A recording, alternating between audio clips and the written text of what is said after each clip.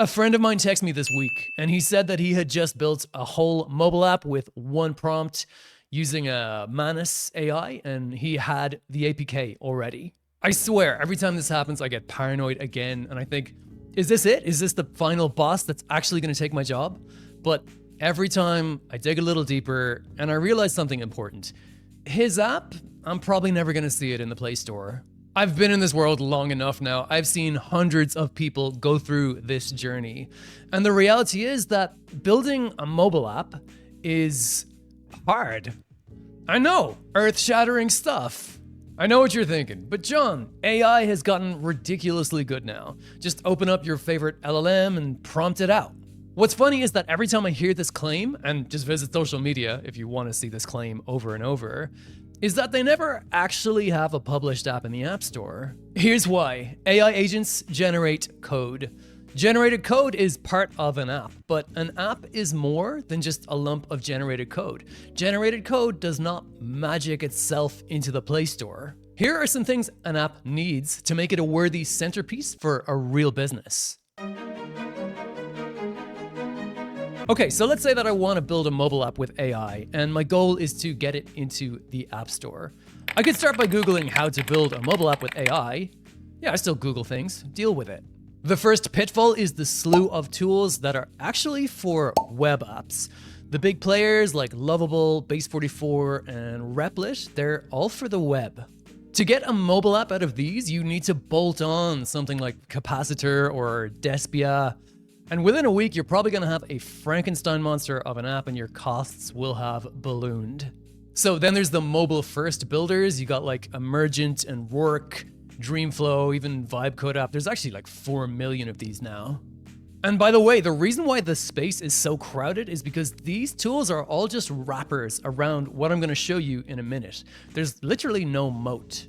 If you'd like to build your own AI-powered app builder platform, the only real prerequisite is like a pocket full of dreams. Don't get me wrong, you can build a mobile application with these tools, but the marketing just bothers me. It's like, here's an empty prompt, type in some features, and then feel free to turn off your brain. You're working too hard. By the time that people find my content and community, they've often been banging away at these tools for a month or two, hit a wall, and that dopamine hit from day one is long gone. So the next level is Cursor, Claude Code, maybe Anti-Gravity.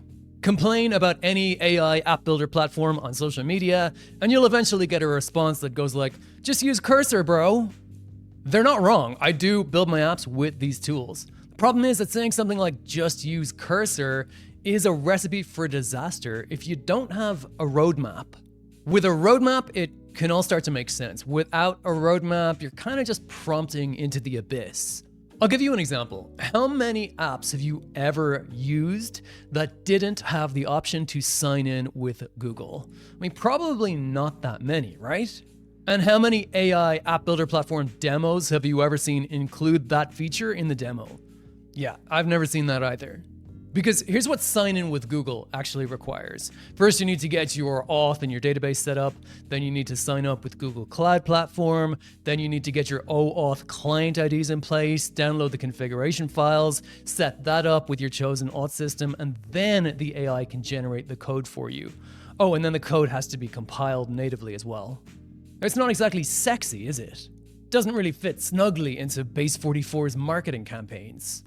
And that's just one thing. Even simple apps have dozens of these kinds of things that you genuinely need to understand how to do in order to build a real app with AI.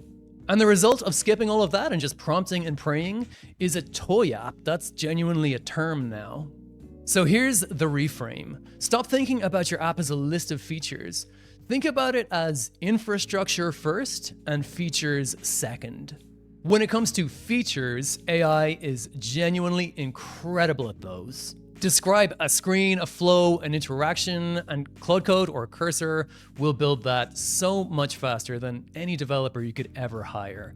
That part of the hype is real and it's really cool. But the infrastructure, the auth, the safe environment for development, deep links, payment providers, push notifications, all of that stuff has to be understood by a human first.